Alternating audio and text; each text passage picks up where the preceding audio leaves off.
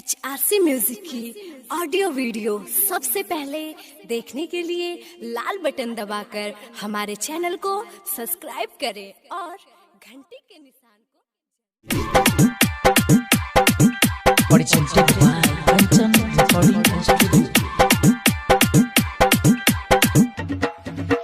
3 दिन से मम्मी केने छै उपासियो आई करती जितिया के पारण।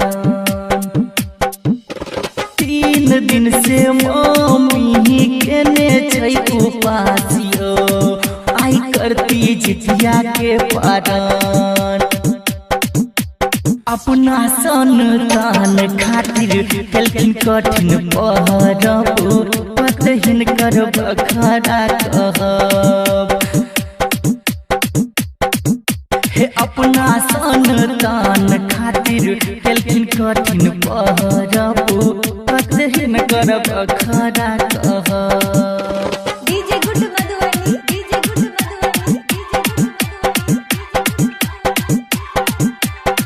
अखन अहाँ सब सुनि रहल छी राघव राज के।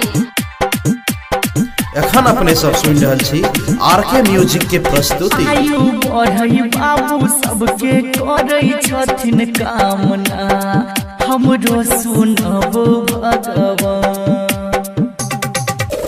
आयु बढ़ई बाबू सबके करै छथिन कामना हमरो सुनब भगवान।